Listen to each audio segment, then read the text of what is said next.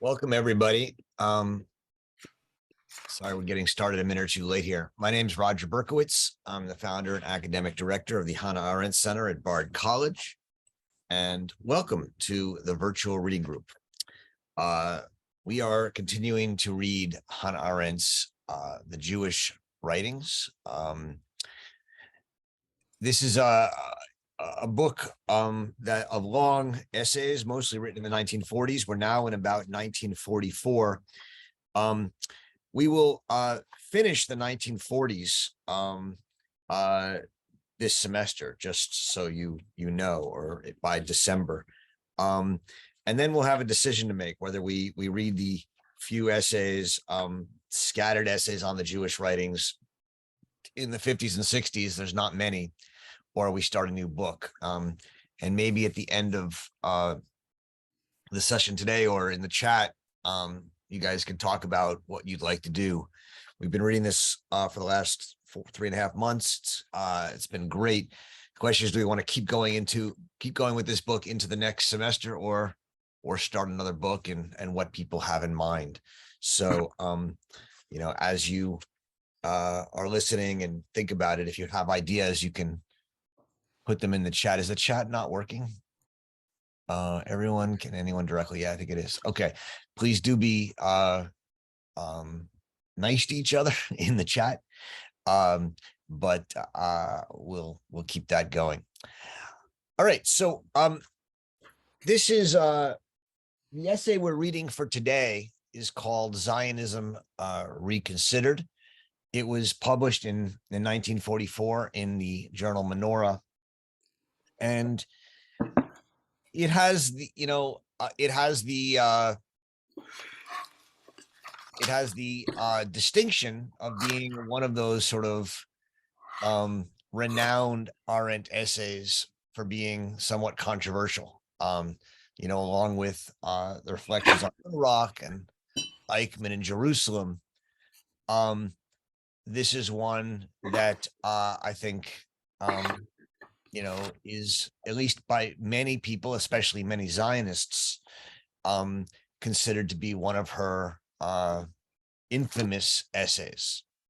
It is, the title is Zionism Reconsidered. It's, I think, no secret if you've taken a look at it. It's hard to say if it's her break with Zionism, because I'm not sure she was ever a dyed-in-the-wool Zionist.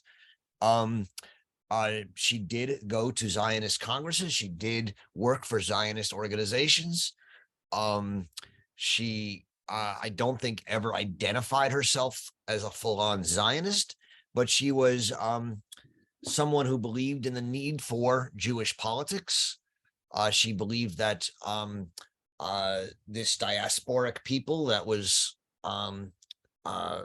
suffering anti-Semitism, and in the 1930s in Germany and Europe suffering incredible political anti-Semitism, and then in the early 1940s starting to be transported to camps and expelled and killed, although she doesn't fully know that yet, I don't think, in 1944. She has been someone who saw Zionism not as a political movement that she was an ideological adherent of, but as an opportunity, or as an organization or a series of organizations for her to engage in the politics that mattered to her, which were Jewish politics. How do you, as a Jew, don't have a state, don't have a people, a government, how do you engage in politics? And Zionism was, the game in town, as it said. And so Arendt was a fellow traveler in Zionist circles, whether or not she ever was a Zionist.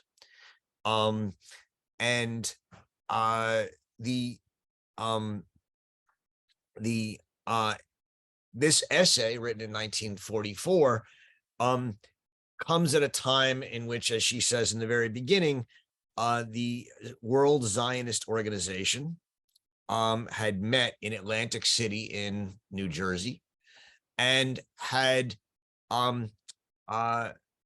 passed a resolution in which they demand a free and democratic Jewish commonwealth, which shall embrace the whole of Palestine, undivided and undiminished. Now, this is a version of Zionism, which is fairly recognizable, I think, today as the kind of Zionism that has, to a large extent, I mean, I don't want to say fully, there's still, today the term would be left Zionism. There's still a left Zionism in Israel that is not as comfortable with this position. But it is the position, I think, of many Zionists. And what Arendt is going to argue here is that this revisionist Zionism, which is sometimes called a Jabotinskian Zionism, named after Jabotinsky, who was one of the most vocal proponents of this idea of Zionism. This revisionist Zionism, as she understands it, has become victorious.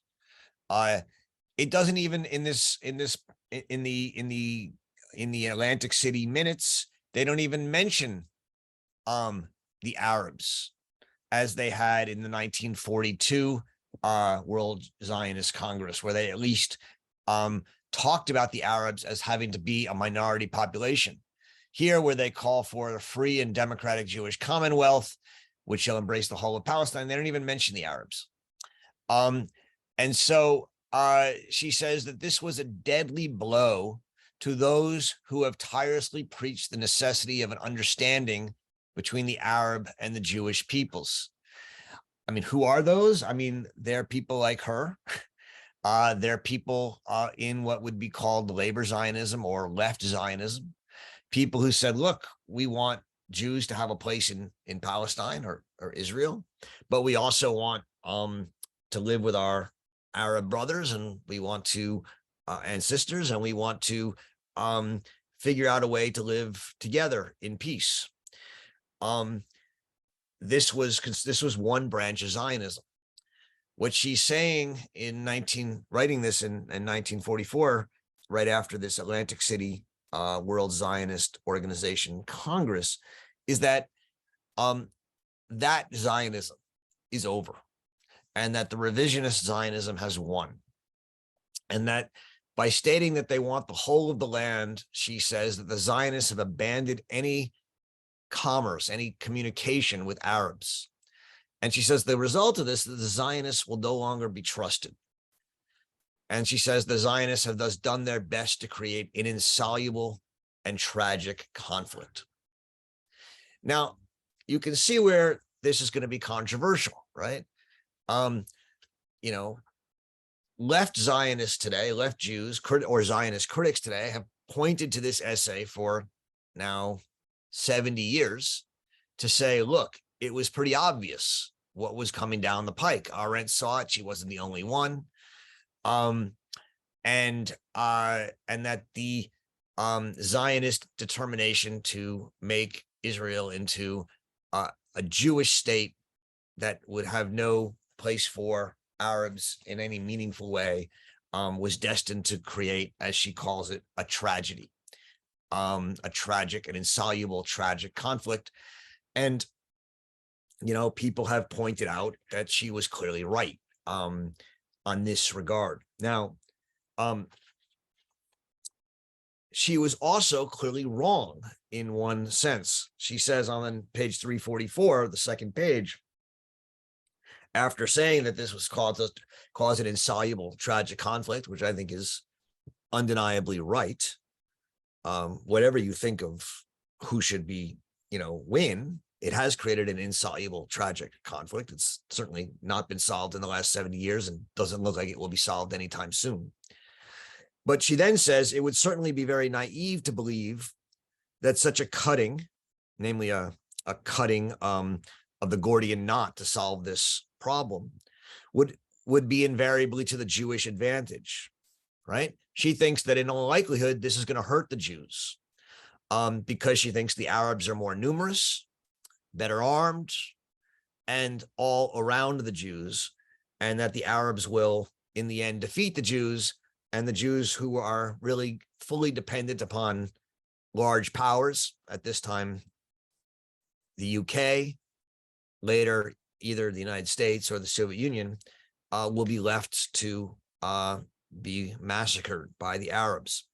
She's simply been wrong on that account. I think the Jews, the Israelis, became the most powerful nation in the Middle East, and they have clearly, I mean,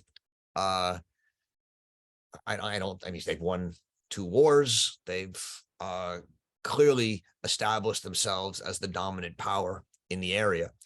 And so her worry that this tragic, insoluble conflict would be to the detriment of the Jews has proved inaccurate, at least except for the fact that there's still a tragic, insoluble conflict. But she was right to point to the fact that this new victory of revisionist Zionism would lead to a tragic, insoluble conflict. That's sort of the sort of big announcement of this essay, and it's why it's been so fully embraced by many critics of Israel and critics of Zionism, and why it's been so attacked and disliked by so many Zionists. The essay, continues for a while, and it raises some interesting points, and I'll just sort of highlight some, and we can talk about them. She says that the revisionist movement in the Zionist organization abandons a kind of long-standing ambiguity, whereas the Zionists before this 1944 declaration in Atlantic City had always sort of left it ambiguous. Well, we're going to let the Arabs stay, we're going to kick them out, we're going to have a Jewish state, how big a Jewish state. A lot of this had been left ambiguous for a reason.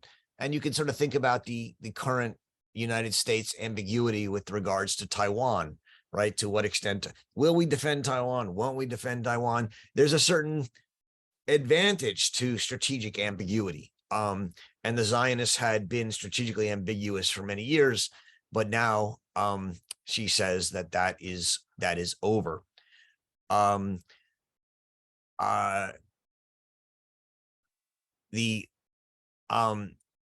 She talks about how they now are going to seek a national state, not a national homeland. This is a distinction that matters to her quite a bit.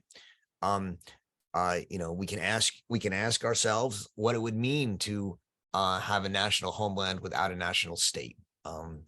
And I think that is a question that can come back at the end of the essay when she raises the question of federations again.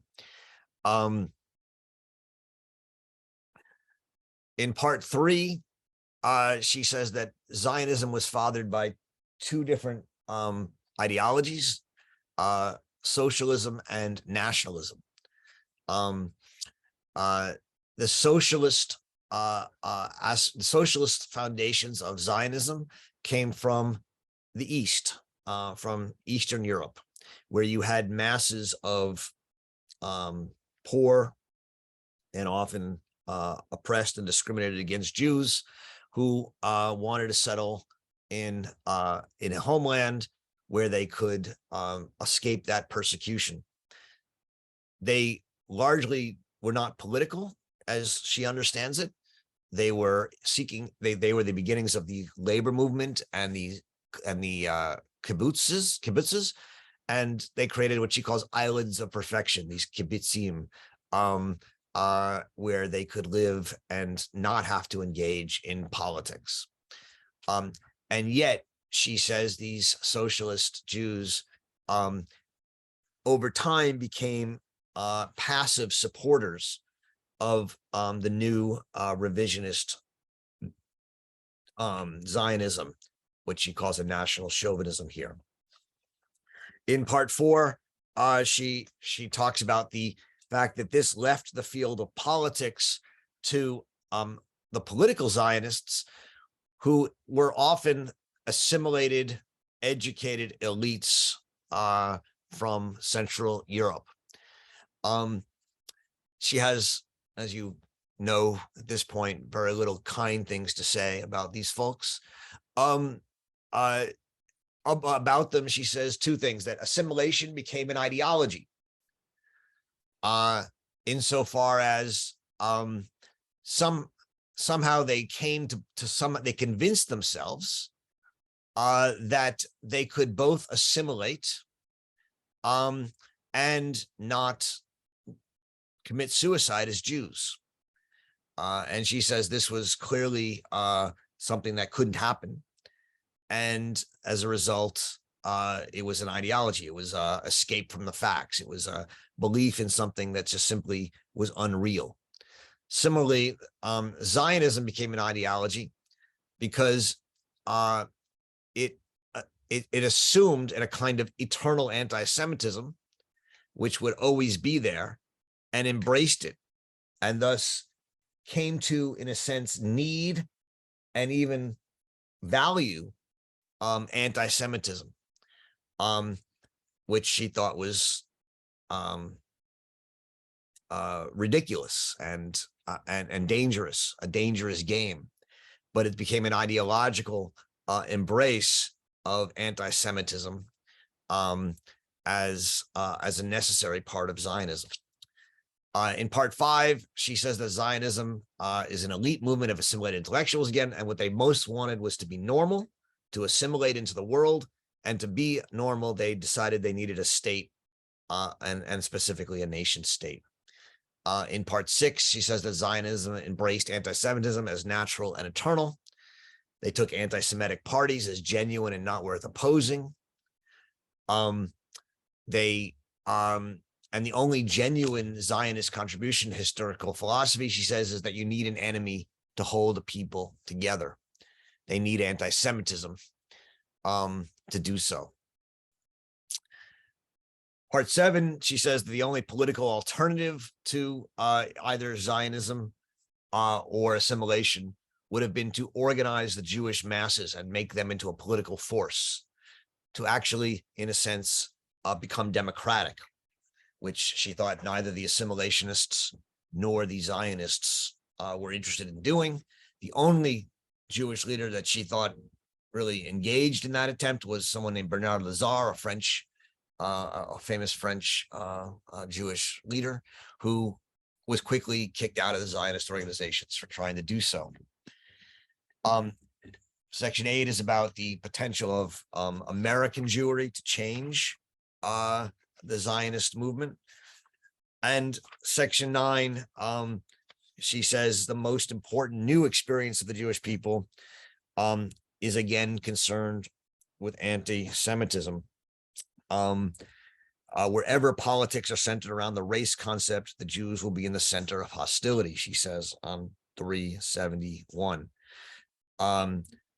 She says that in a sense that the Jews sought to escape anti-Semitism by forming this new state where they thought they would be safe.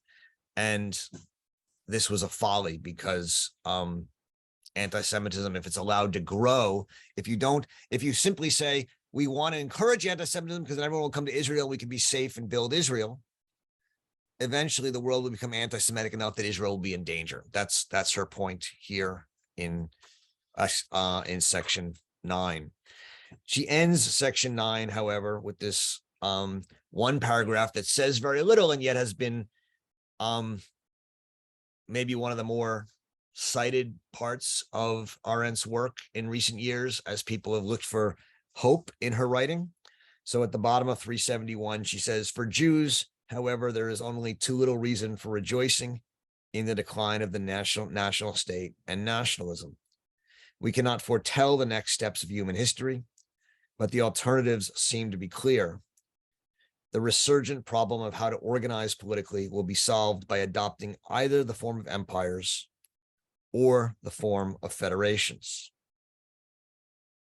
The latter would give the Jewish people, together with other small peoples, a reasonably fair chance of survival. The former may not be possible without arousing imperialist passions as a substitute for outdated nationalism, once the motor to set men into action. Heaven help us if that comes to pass. And so here is really the place in the essay where she mentions this idea of federations as a possible alternative for how to organize politically, something we've talked about sporadically over the last 3.5 months. But that's where she's going in this essay. Okay, maybe I'll stop there and open it up for questions. Again, this is a controversial essay. Some people, especially if you're involved in the question of either Zionism or anti-Zionism, so please do be respectful of your colleagues here, both in the chat and answering, engaging in questions, and look forward to the discussion. If you do want to ask a question in the group, please go down to the reactions button and raise your hand, and do raise your hand. Okay, we'll start then. Caroline. You gotta unmute, Caroline. I was living in Norway about 50 years ago, and there weren't very many Jewish people there. But I was in Bergen, and I saw a sign for a group discussion at a synagogue there. And the question was, can Judaism survive in a country with no intolerance? Yeah. This upset me very much. Yeah. I was like, I had a couple of Jewish acquaintances, and I said, what is this? What does this mean? You're complaining about the fact that that Norway is tolerant of Jewish people? And they said, well, we don't want young people marrying people who are not Jewish. That was all they could respond to me, But I found that totally jolting. I was like totally shocked. I was like 22. Yeah. And yeah. It's an important point, and I think it's an important point today as well. Arendt is well known for having said, if I'm attacked as a Jew, I defend myself as a Jew, right? And she grew up Jewish, but not heavily Jewish. She was she was not a religious Jew. And so what is the status of her Judaism? Well, she said, I never doubted that I was a Jew, but it wasn't a huge part of her upbringing. But when she was attacked as a Jew, she had to defend herself as a Jew. I think there's a lot of people for whom the worry is that, that assimilation is suicide, right? This is part of the Zionist attack on assimilation. And it's an attack that Arendt thinks is largely right. She does think assimilation is to a certain extent suicide. What she likes about the United States for her in the 1940s when she arrived is she thinks that you can succeed and thrive in the United States without assimilating. You can remain a Jew and also an American, whereas she didn't think that was really possible in Europe. She didn't think in European countries you could do that. You had to either assimilate, which meant giving up your Judaism, or not. And so, one way the Zionists opposed the assimilationists was to say, there's always going to be anti-Semitism. You can't avoid it. And to, in a sense, almost play up anti-Semitism as a way of preserving a Jewish identity in the negation, in the negative. I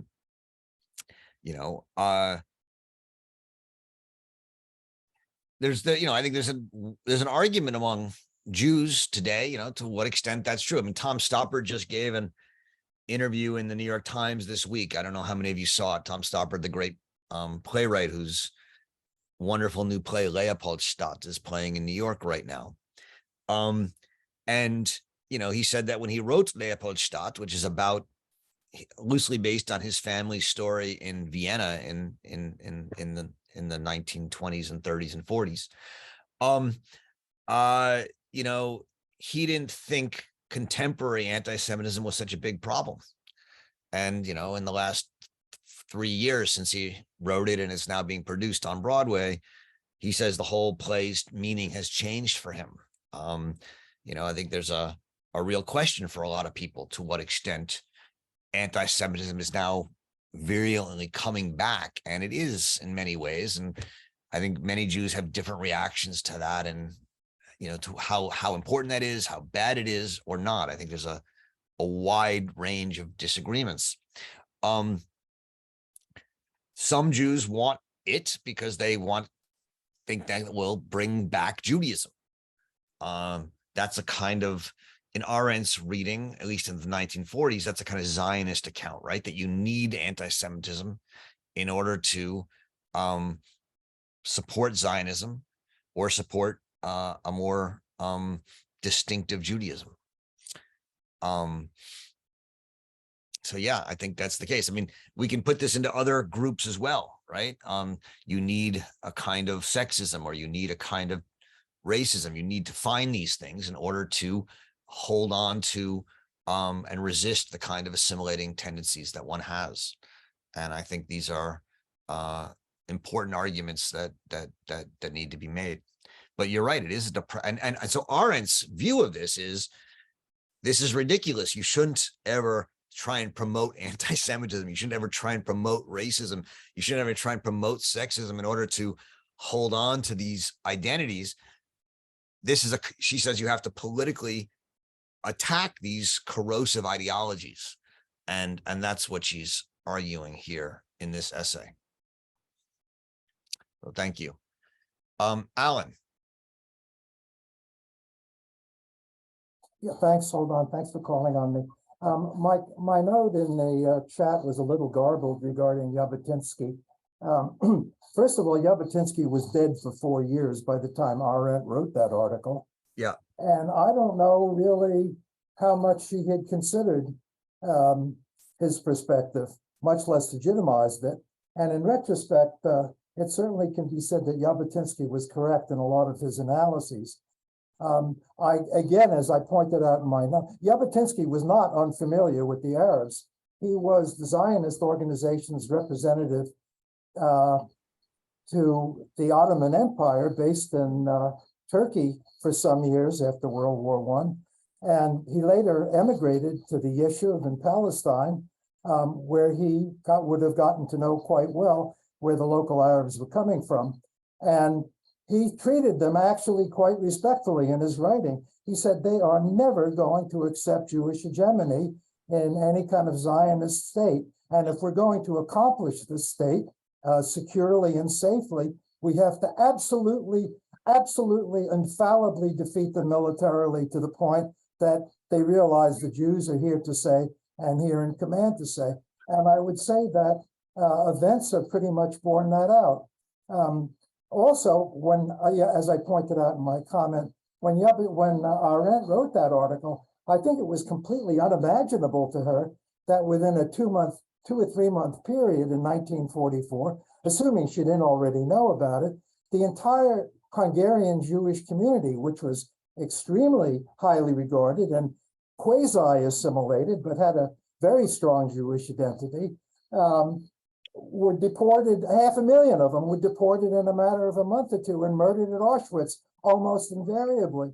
I wonder if Arendt had known that, or if it hadn't happened yet, whether she would have still taken such a conciliatory attitude in terms of the forcefulness required of the Zionist state. Okay, thanks. I'll shut up now. Thanks, Alan. So there's the two questions. Yeah, she doesn't mention Jabotinsky here. She does in other essays. Your account of Jabotinsky is, I think, one that many on the Zionist side share, right? Which is that, as you rightly put it, he thought the Arabs would never accept a Jewish state unless they were militarily defeated. And Arendt, and you said he's been proven right. Arendt's view, right, is that to engage in that kind of a military defeat or military victory turns the Jewish homeland into a Jewish imperial state. That's the argument she's making.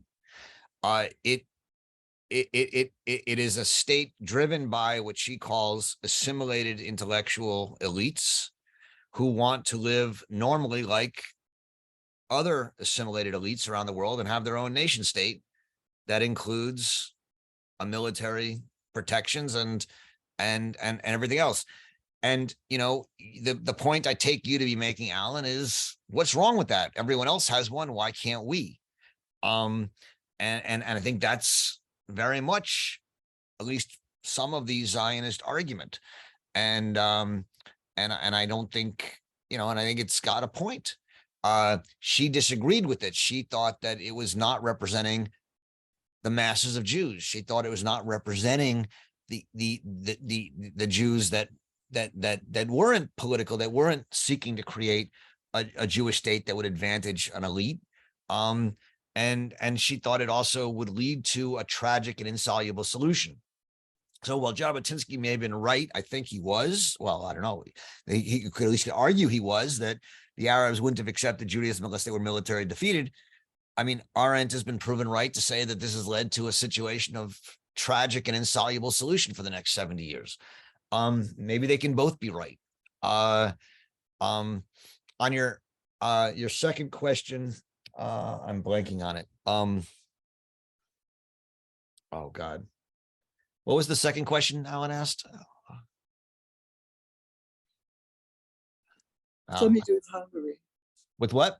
Hungarian Jews. Oh, yeah. So Arendt, I don't believe at this point knew about about what was going on, the mass deportations of Hungarians to the killing camps.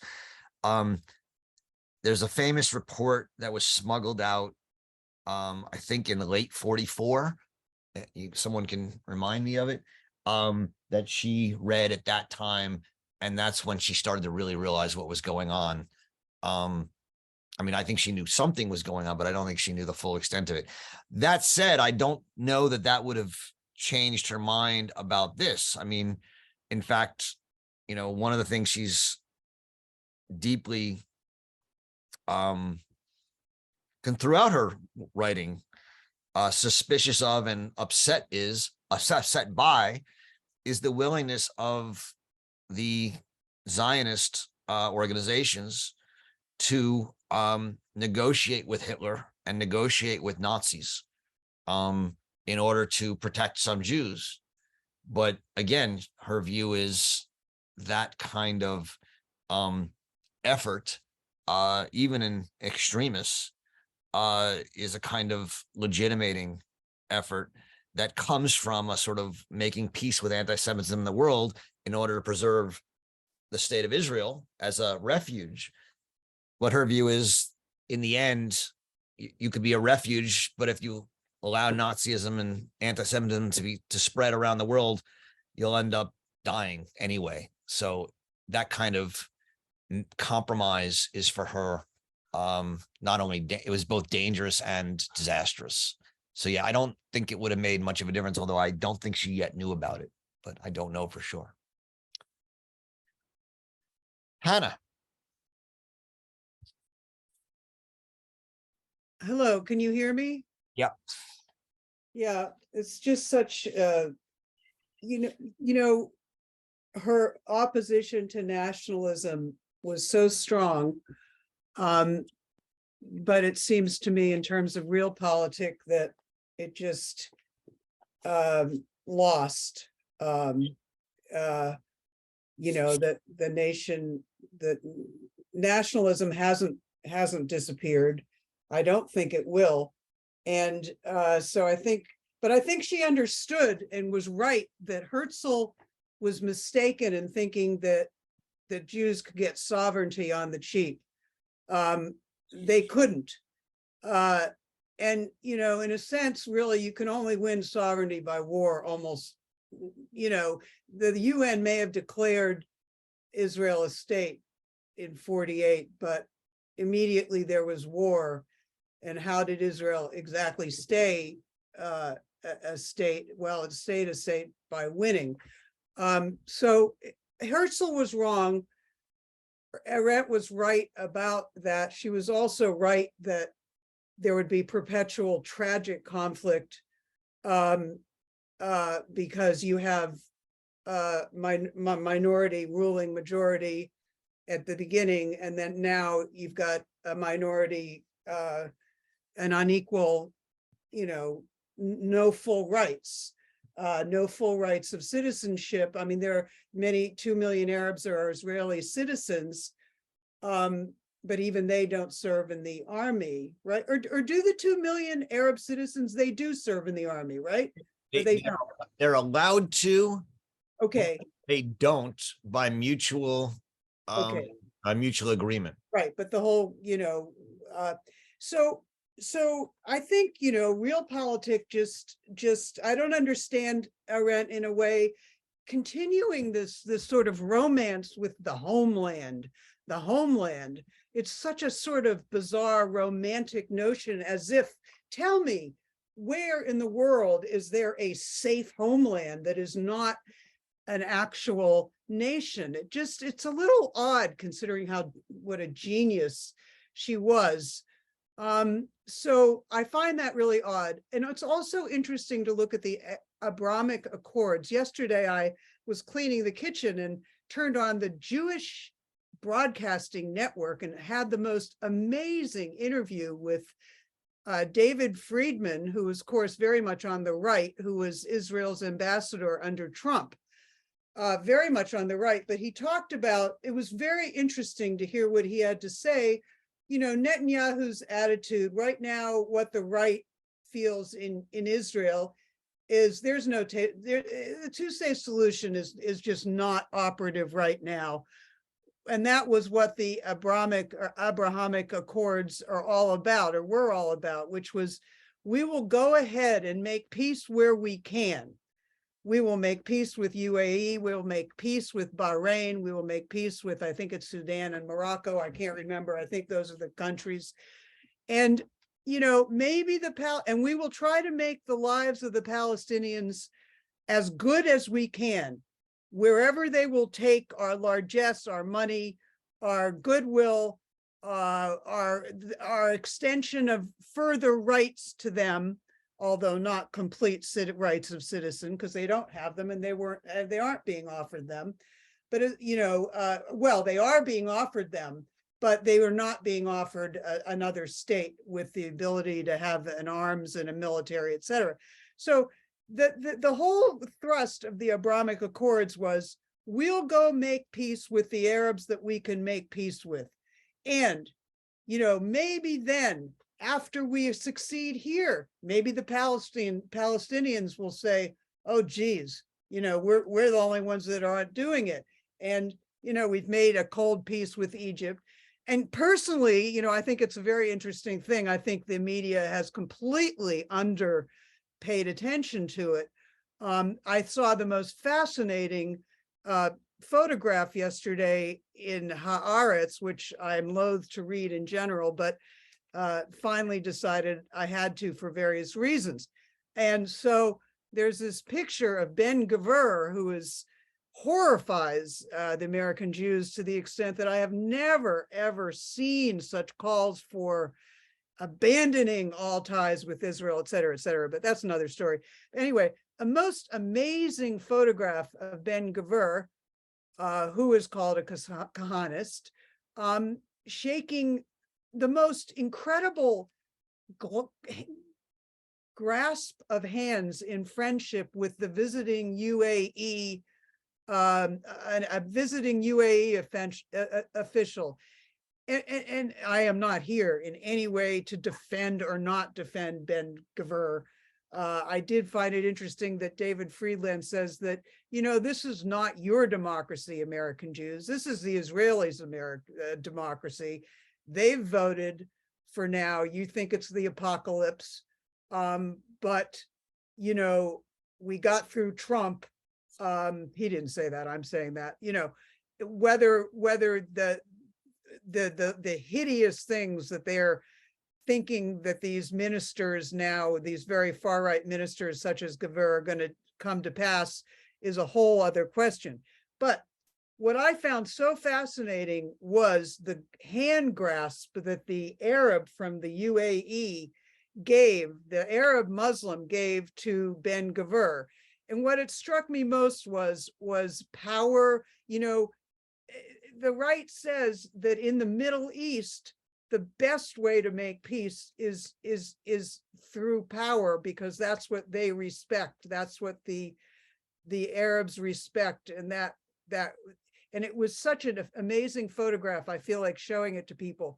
Totally off on another tangent, but the one thing I don't understand about, and she was with Magnus on this, she was with Buber on this, although he changed somewhat. I don't understand this romance about homeland, as if we could have one without any kind of apparatus. Well, she talked about federation, she talked about the British, she talked of, but I just think it was unrealistic.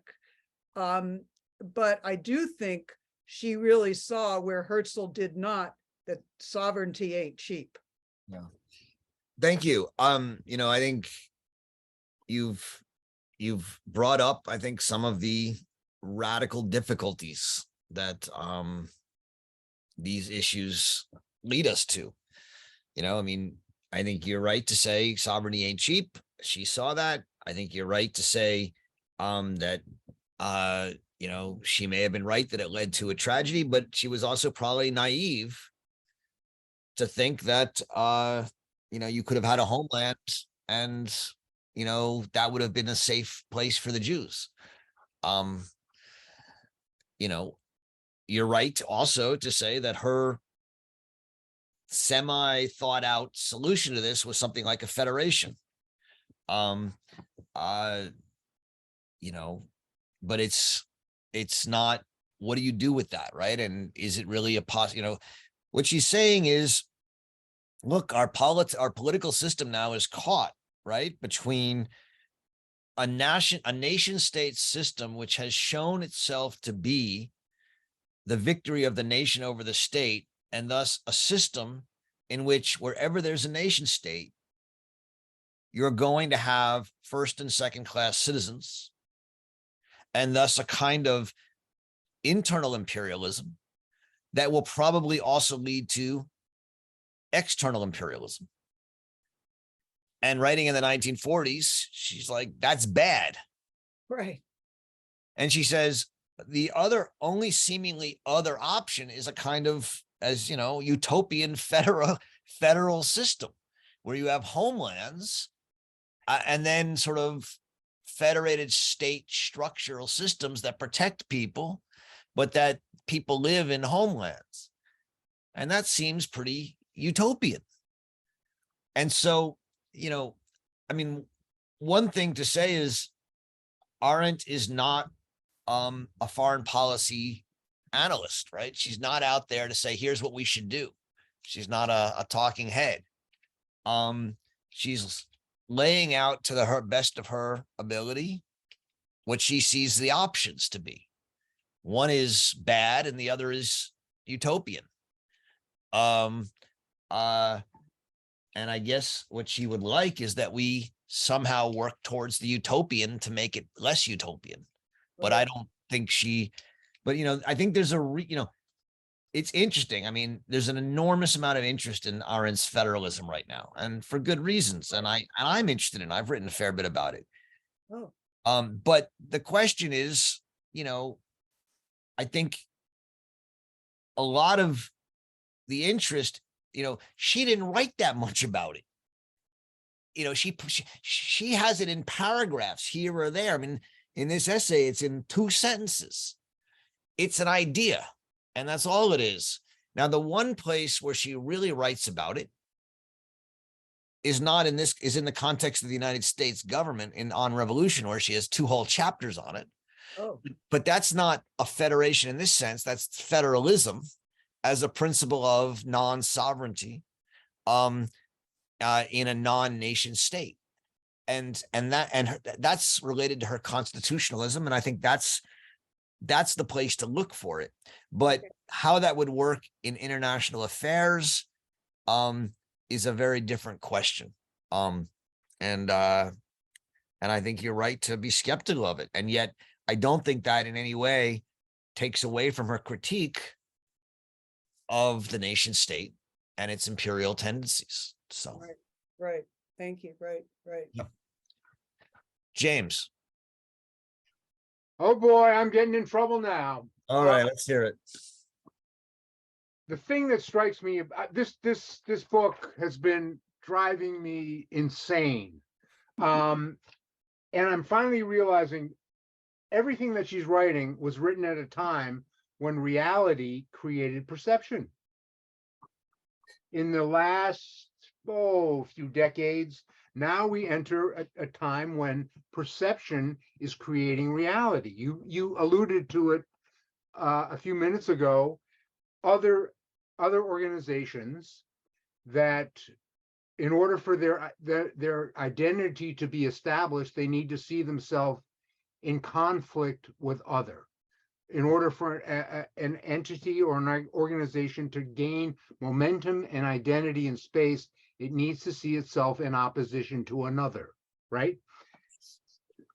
Guys like Fuentes and Ye, they're not doing anything real.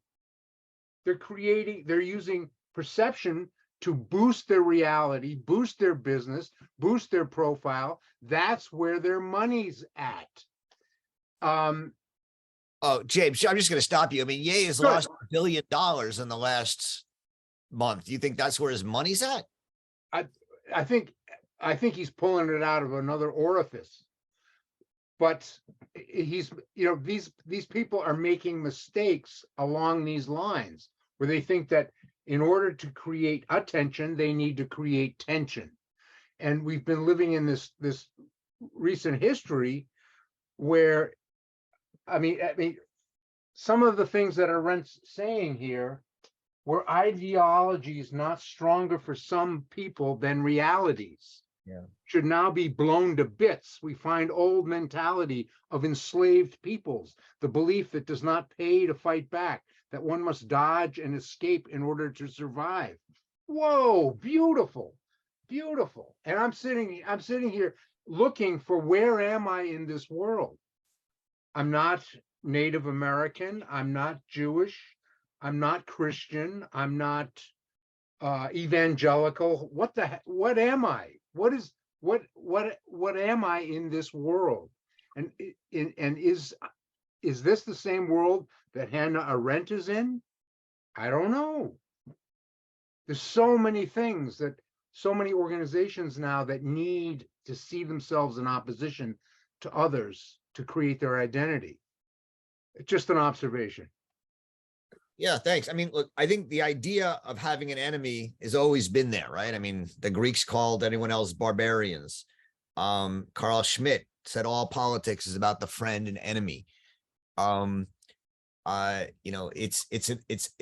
enemy is an important concept. It's been there for a long time, and it's a powerful mover in politics.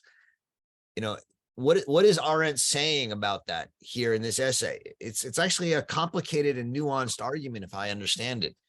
What she's saying is that the Zionists, in a sense, engaged in political Zionism, and part of their politics was to accept the fact that there would always be an enemy, and that the enemy was eternal and was not going to go away, because that allowed them to encourage people to emigrate or immigrate to Israel or Palestine. and that it also allowed them then to negotiate with their enemy, saying, look, enemies are enemies. They're going to be there all the time. We got to negotiate with them. Instead of politically organizing against anti-Semites and saying to other Germans and other Jews and other Frenchmen and other whatever, we need to figure out a way to make anti-Semitism unacceptable and help it to disappear. To what extent is that happening today? Or to what extent are Jews, in a sense, ready to make peace with anti-Semitism in order to encourage people to marry Jews and keep Judaism alive? I don't know. I mean, that's a tough one. I'm debating whether to bring this up or not. And Go. I know it's not a, there's like, there was a book written about 6 years ago, which I still don't know exactly what to make of. I've tried to get people to talk about it and no one will talk about it. It's called The Hate Crime Hoax, or Hate Crime Hoaxes. I think it's called Hate Crime Hoaxes or Hate Crime Hoax. I forget it. And, it basically is a empirical analysis of all the hate crimes on college campuses over the last 15 years or so at the time. And it argues that 80 or 90% of them were hoaxes. Again, it's written by, someone who seems respectable and whatever. The argument that the books makes is that people come to college and they're expecting to find anti-Semitism, racism, sexism, whatever it is, transphobia.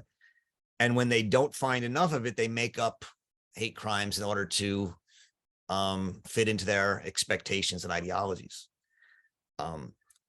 Again, not entirely sure what to make of it, but it's there.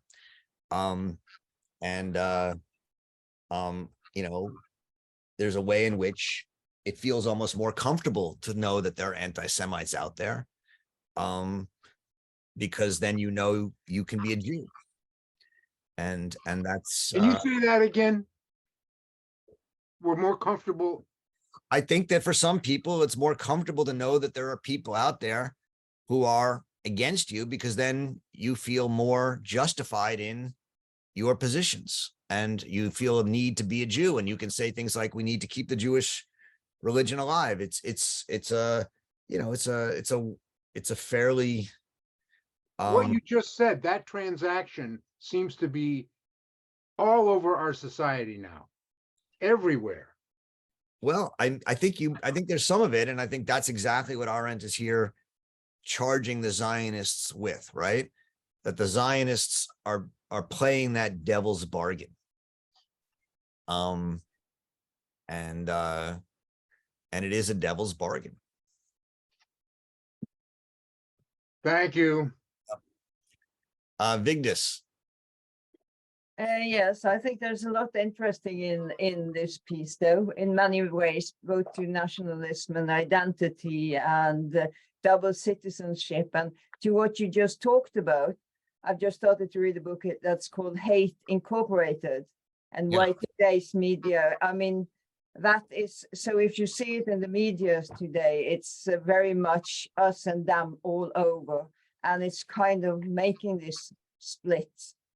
And I also found it very interesting what Arendt says about what the Zionist doesn't talk about, and that is this Israel state, or the state, Jewish state, and the diaspora. I don't know how you pronounce. Well, diaspora here or diaspora, either one. Yeah. Diaspora, okay. And what I often observe today, it's a problem that there is a conflation of the Israeli state and the Jewish people. And that is both in the form that Jews believe that I don't say all Jews, but some Jews seems to say that if you criticize Israel, they see that as an expression of anti-Semitism, which is very difficult because, I mean, it's not anti-Semitism, I think. If you might very well criticize Israel and Israeli politics, and there's a good deal of reasons, I think, but that certainly don't mean that you're an anti-Semite. And on the other hand, there is non-Jews who blame every Jew for being a representative of the Israeli politics, which is the other side of the coin. And both things makes this even worse, I think. And maybe it creates more anti-Semitism.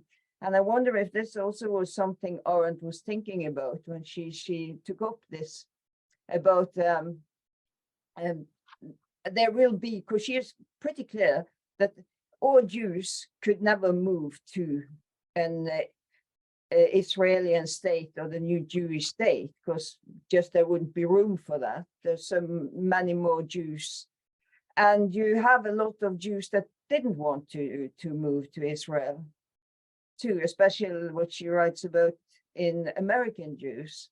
And then you have another thing I just observed, it's pretty different, and that's also a question. I think it was interesting to think about this with double citizenship, and when she says you can be both an American and a Jew in America, which she finds very good, and you have several things, you can be both Norwegian and an American in America as well.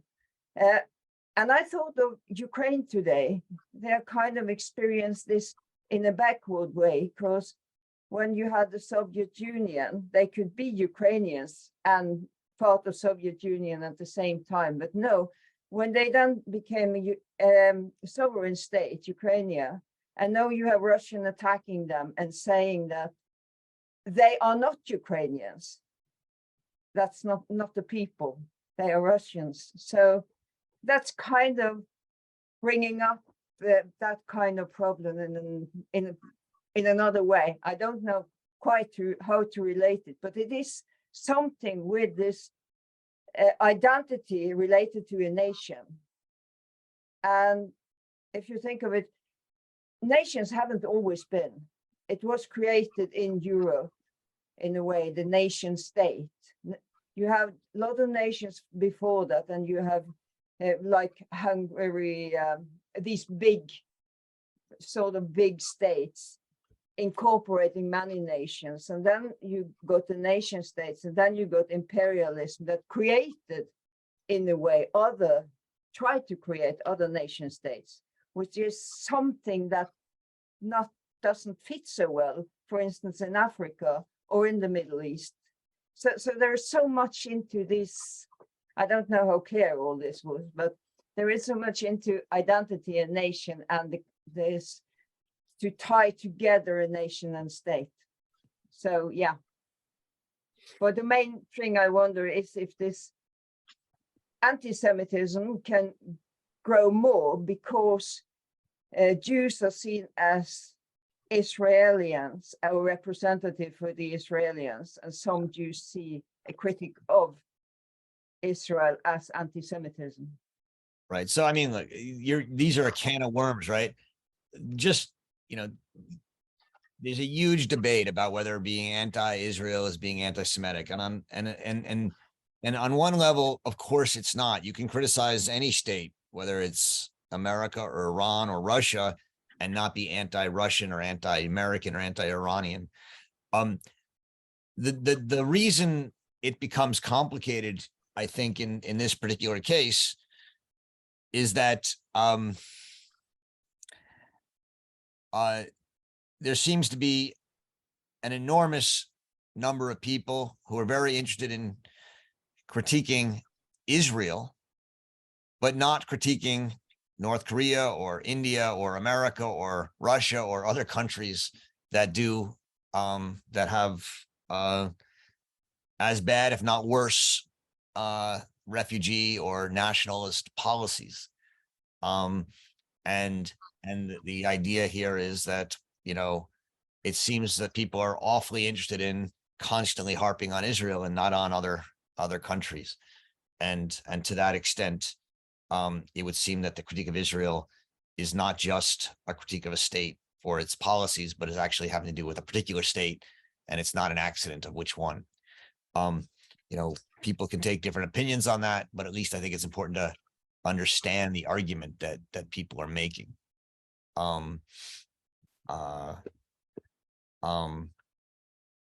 Yeah, on the question, you know, so that's, you know, so I think, you know, can what Israel's doing and the critique of Israel lead to anti-Semitism? Yes.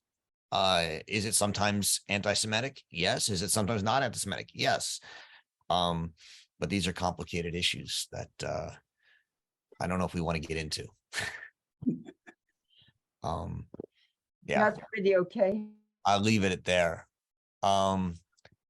Lee, Yeah, thank you, Roger. Can you hear me now? I can. Yes, good. I have a question about Arendt's evaluation of what is happening in the Soviet Union. If you turn to page 360, okay, at the bottom of the middle, that big middle paragraph. Yep. Okay.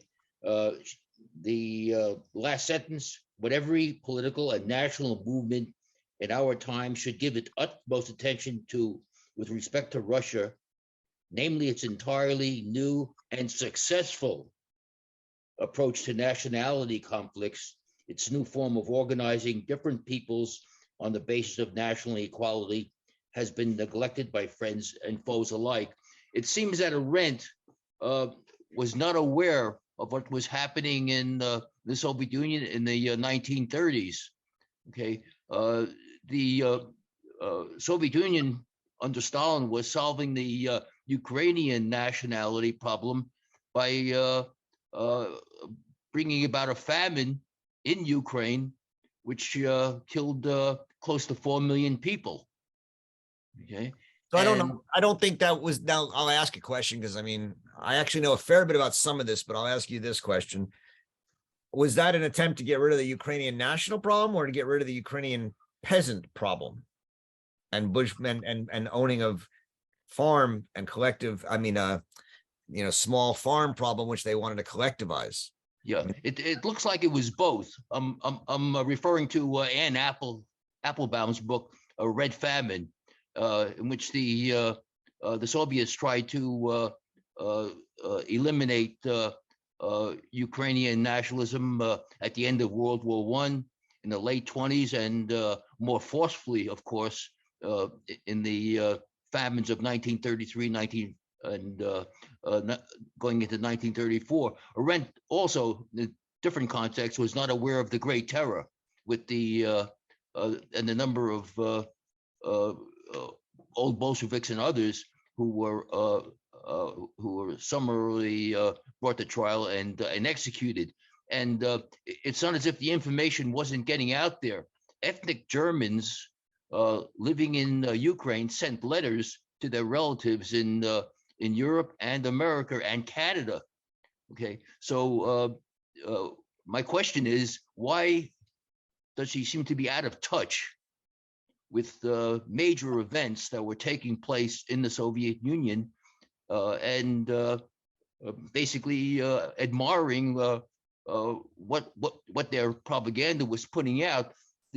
She has a favorable comment about the Soviet Union in one of the earlier essays we read. So I'm puzzled by that, and so I'm throwing it out as a question. Yeah, I mean, it's a good question. You know, she becomes very critical of Stalin in the 50s, 40s, and late 40s and 50s. I don't know what she knows or thinks about him at this point. I just don't know, and maybe somebody does. I don't know if Jerry's on and he knows or not. I think this actually ties up with the question about federalism and federations earlier. You know, the Soviet Union was imagined as a federal republic, and when she says in the line that you just read, Lee, that it with Russia, which had a new and successful approach to nationality conflicts, which was to organize different peoples on the basis of national equality. I think she's actually talking about federations here. She's talking about federalism, that you could create different federal republics with different nationalities in them, where the nationalities would have a sense of home and government and a homeland, and yet there would also be an overarching republic state structure above it. So I don't know to what extent she knows a lot about this at all. Obviously in the late 40s, from about 47 until 49 or 50, she does a lot of work on Russia.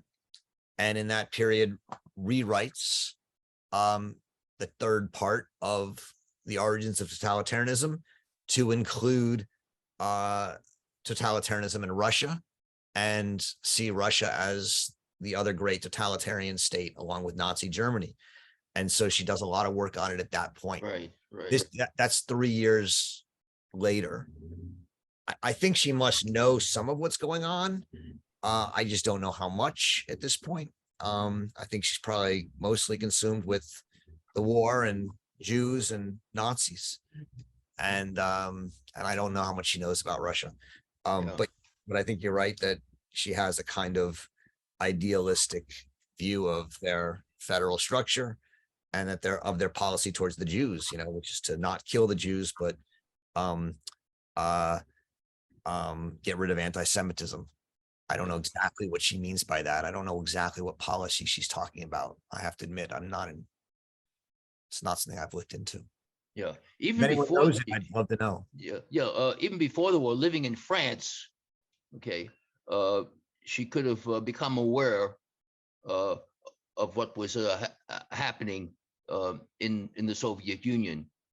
And there's a dramatic 180-degree change in her perspective of Stalin and the Soviet Union once, as you said, she starts digging into material to incorporate into the origins of totalitarianism. And she completely condemns what took place under Stalin at that point. So I mean, again, I don't think she has a positive view of Stalin at this point. She's not really talking about that. I mean, she's talking about the Soviet Union as an constitutional state that has federal republics and that is dedicated to getting rid of anti-Semitism. I don't think that's Stalin. I think that's just what she saw as the sort of original impetus. And I don't know. I just don't know enough about it to say really what's going on here, I have to admit. So I don't want to say much more. Yeah, she also has favorable remarks about the Soviet 1936 Constitution. Yeah. Which right. So that's what I think. I think she's Yeah. largely talking about the formal constitutionalism and not the reality. Yeah, definitely. Thank you. Warren. Yes. Make sure. Yes, thank you. Wonderful discussion. Just a couple of quick points and then two little questions. First of all, and to the point about the need for the enemy, when I lived in Israel, I was still involved with the Peace Now movement. Amos Oz, who was one of our heroes in the movement, he gave a talk. He criticized Menachem Begin for on a daily basis, every speech, raising up raising up Nazis, as if they were actually still existing, and then in the evening killing them, serving a dual purpose, right? For an enemy, and then look how we can kill them.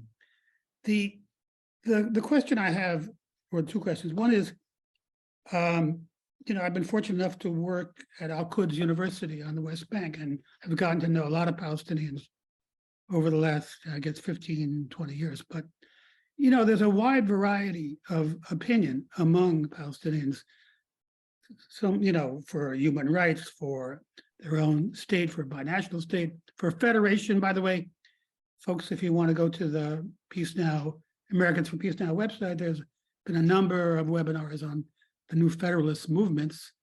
You know, I don't know to what extent she actually knew Palestinians. I'm curious about that, whether she had any contact with them and what she thought. That's my first question. And the larger question I wanted to ask, which keeps coming up to me from me all the time, which I first read in the Origins, where she sort of holds Jews responsible for assimilating in Germany. This was what their mistake, that they, you know, didn't have political power. And I think she says the same thing about what might happen here in the United States, where she predicts, I think, that anti-Semitism would rise. So it's not clear to me, what is she talking about? You mentioned Bernard Lazare. What kind of political movement is she talking about for Jews, or to be in solidarity with other oppressed groups? Or that's what I would like to know. Thank you. Thank you, Warren. I think that is, first of all, I have no idea, and if anyone does, about if she had any, you know, strong contact with Palestinian figures. I don't know the answer to that. You know, I think she saw the Jewish labor movement and the sort of Jewish mass movements in the East as potentially democratic bottom-up movements. And you know, and with any democratic politics, you don't really know where it's going to go. You let people engage and you let the genie out of the bottle, and it's a kind of All the calls on this at this time. somebody's not muted, so I'm just gonna mute everybody. Hold on a second. And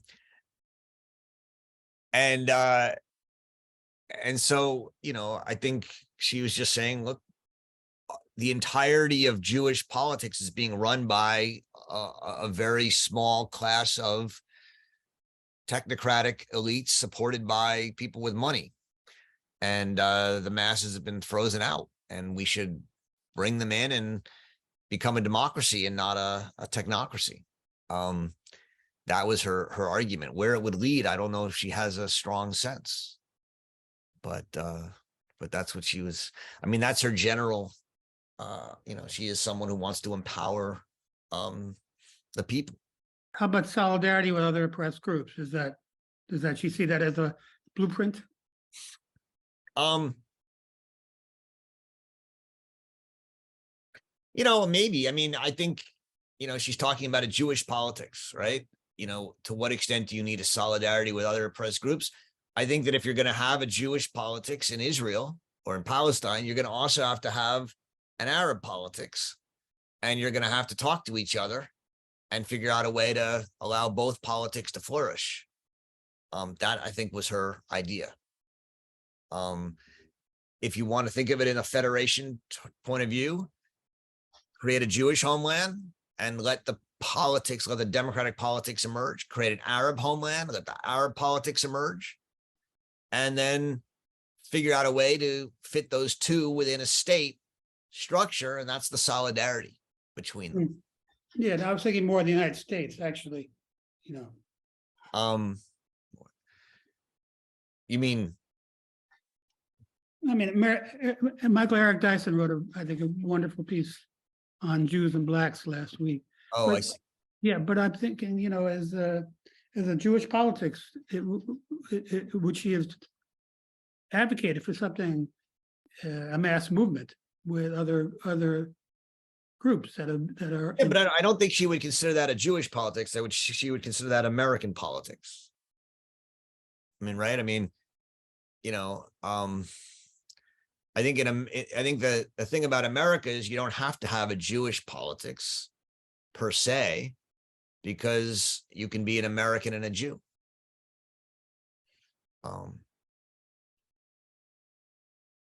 I think that's how I understand it. Yeah. Thank you. Yep. Joanne.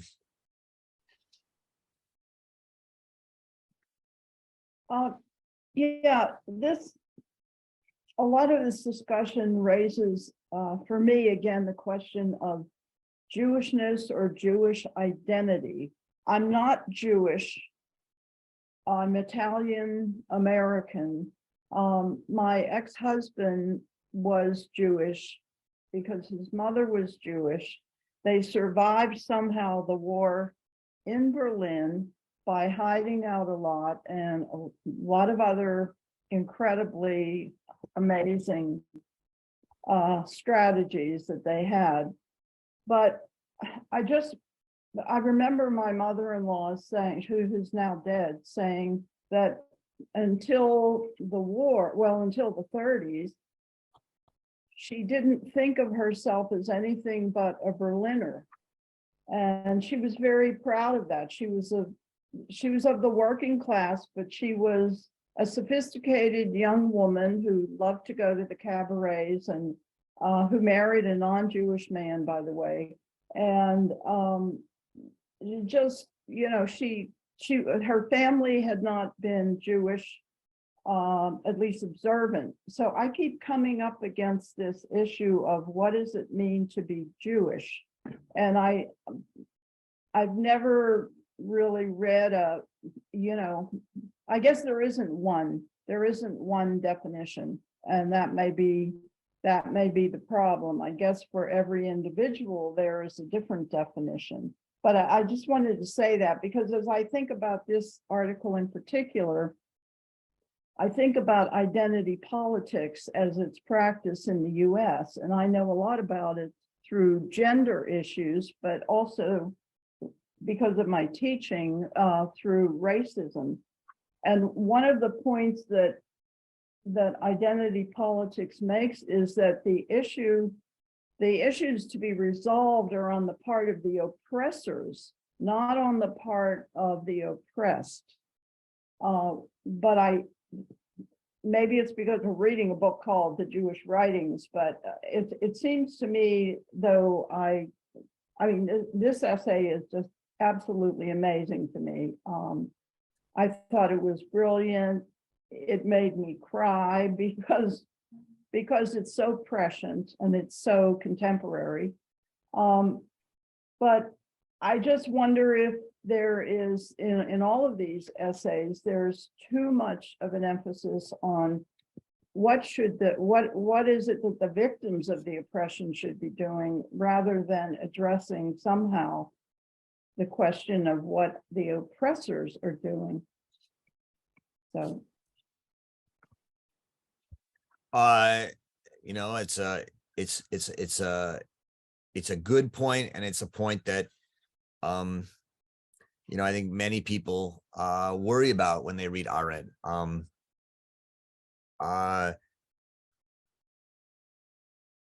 She's very much opposed to the argument that you know, there's just always going to be anti-Semitism, and there's an eternal anti-Semitism, and it's just irrational, and we just have to accept it. And so she's always trying to understand it. And one of the things that means is that you have to look and ask, well, why is there anti-Semitism? Now, this is not blaming the Jews for anti-Semitism.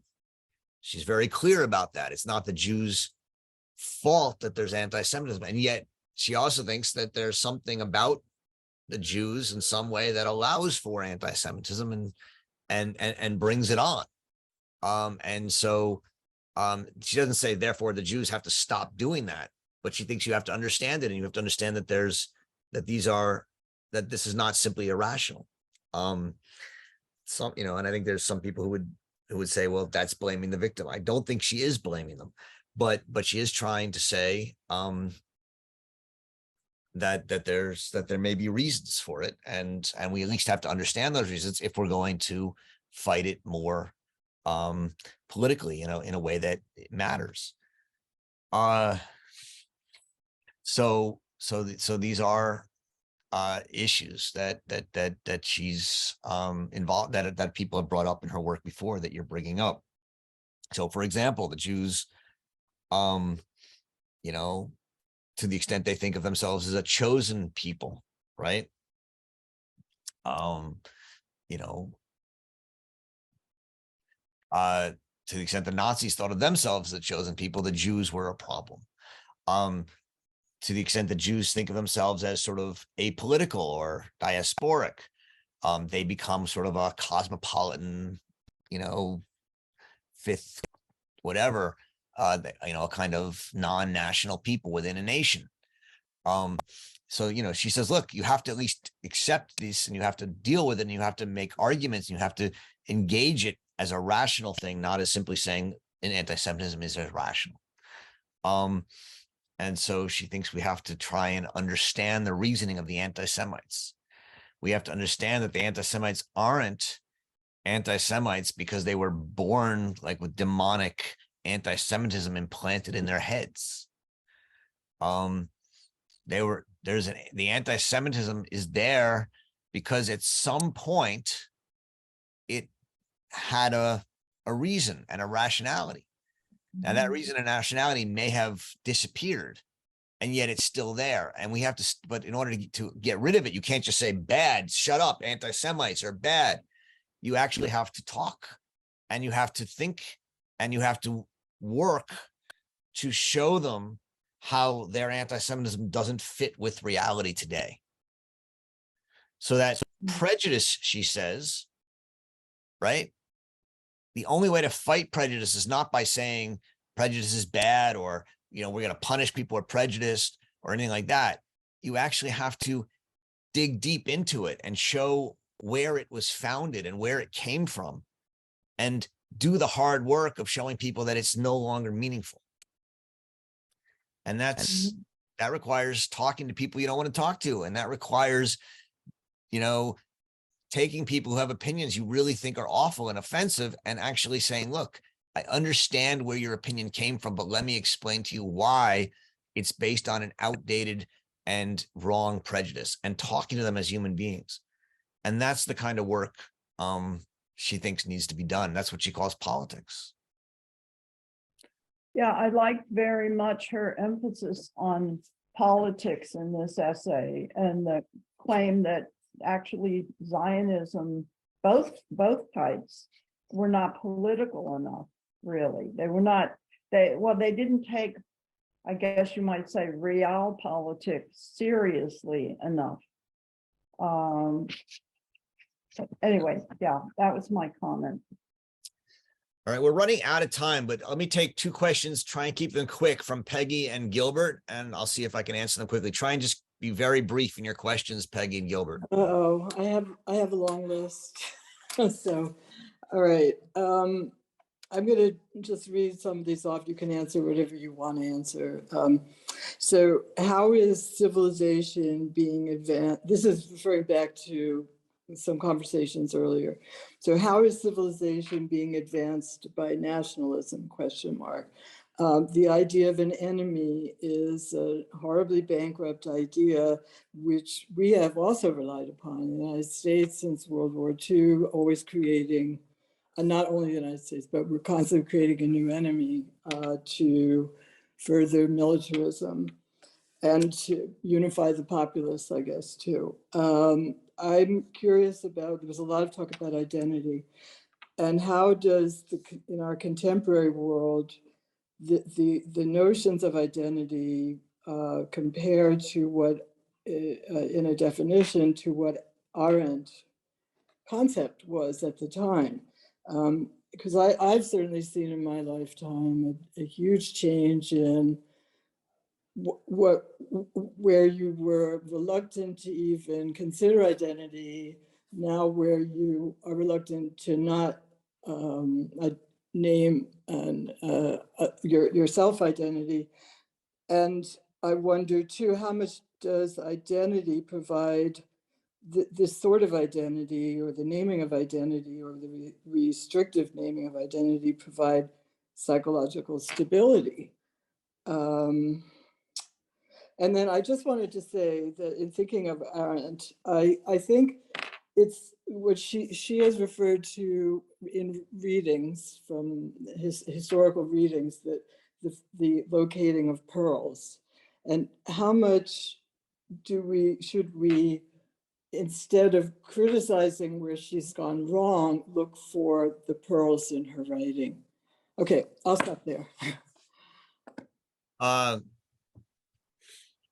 You know, the last point I think is an interesting one, right? I mean, I actually agree with you in the sense that I don't think Arendt has like a theory. I don't think there's a theory of this or a theory of that in Arendt.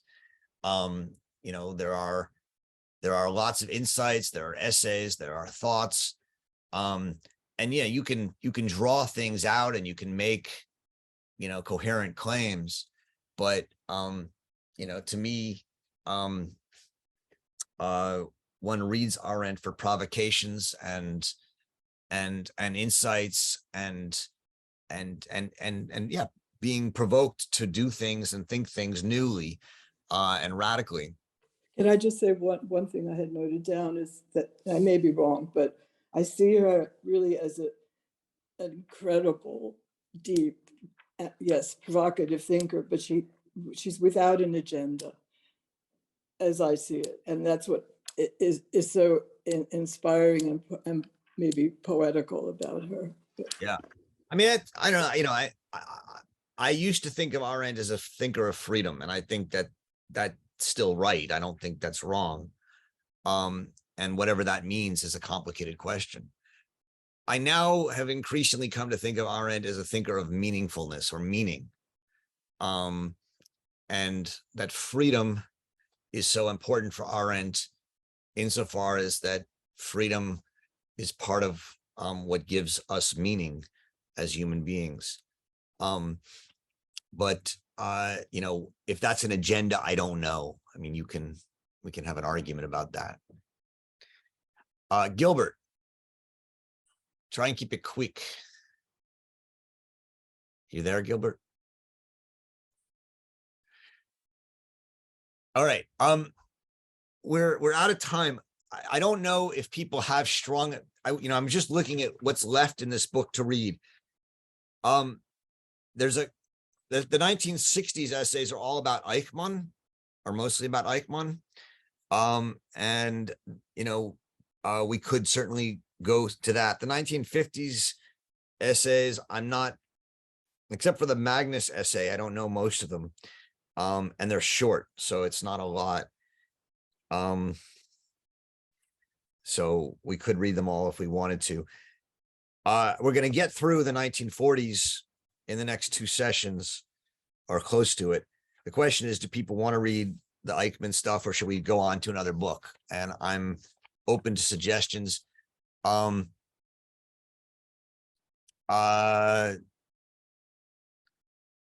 anyone have strong views on this? I'm looking through the chat. I don't see much on it. I'm curious, Roger, this is Alex.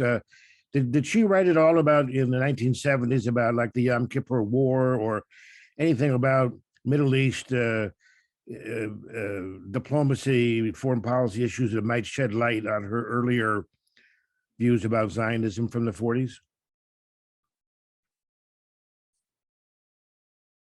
Not that I know of, but I don't know. Okay. She, you know, after the Eichmann book, she largely dropped out of writing about Jewish stuff. I mean, she was so tarred by that. I think the consensus seems to be that people want to continue the book. Okay, that would At be least from the 3 or 4 people that said so. okay. Well, we'll see how far we can get.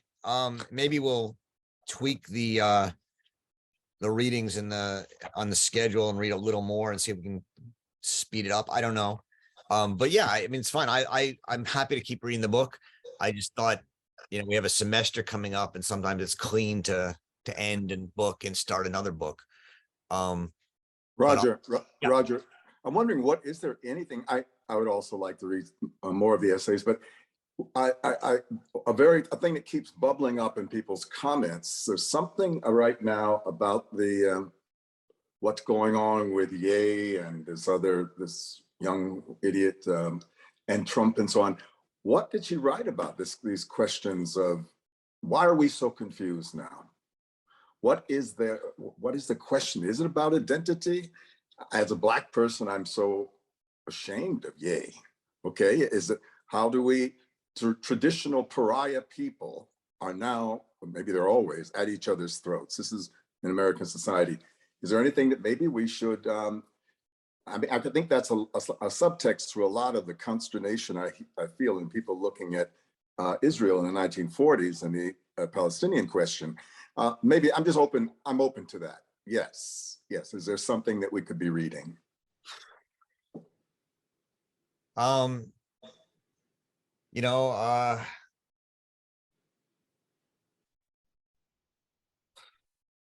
don't know. I mean, Ye is a particular case because he's, I think, a little, I don't know. I don't know enough about it, so I'll shut up.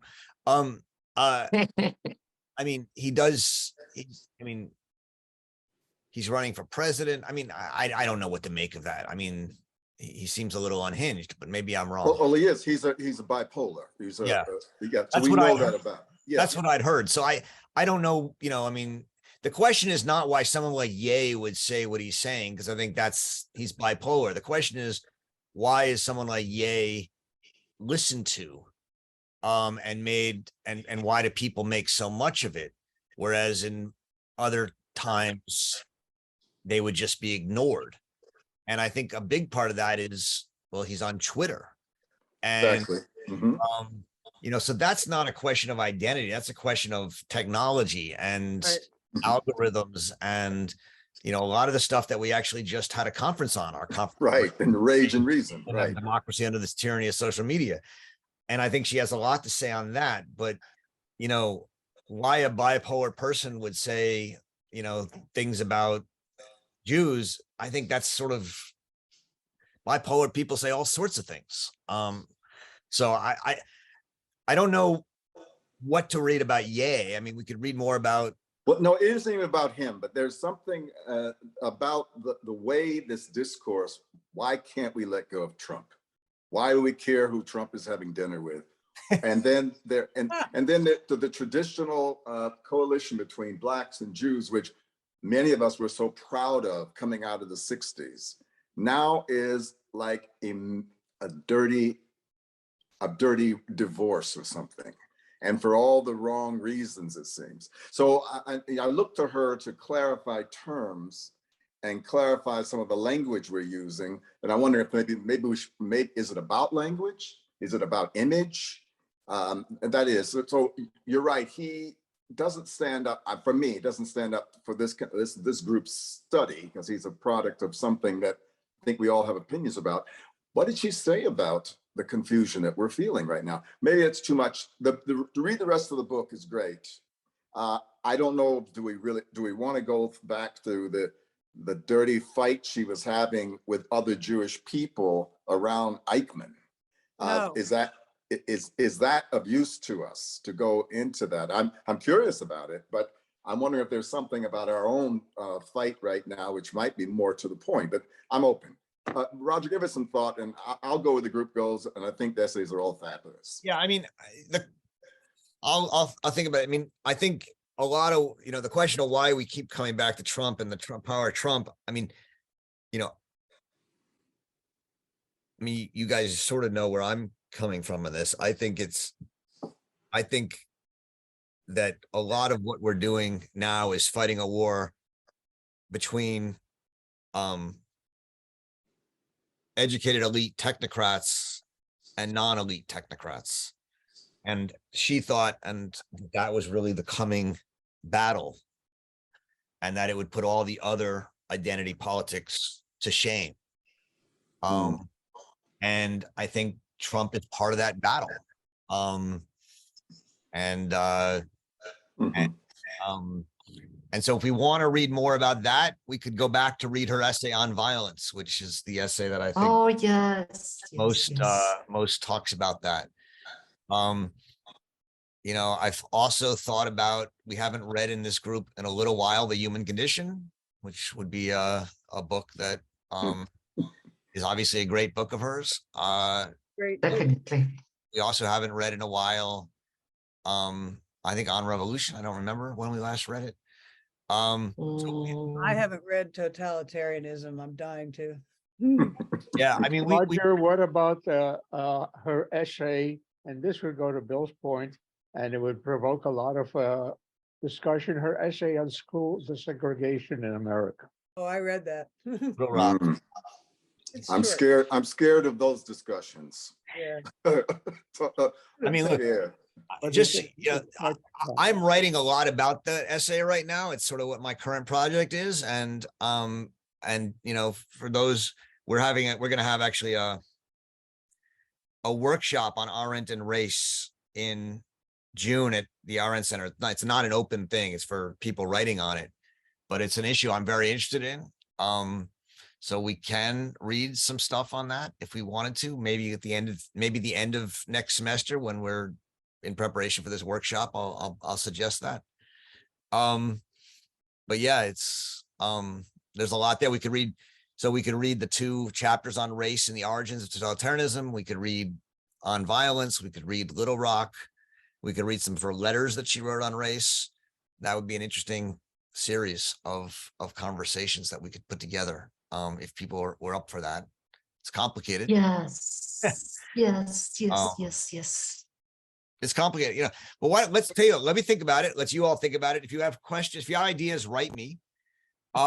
Let's continue for now with the Jewish writings. We got 2 more weeks to go in December, and we'll come back to it. I'll think about it and let you know. And let me know if you have ideas. Thank you all, and enjoy reading Hannah Arendt, and we'll see you soon.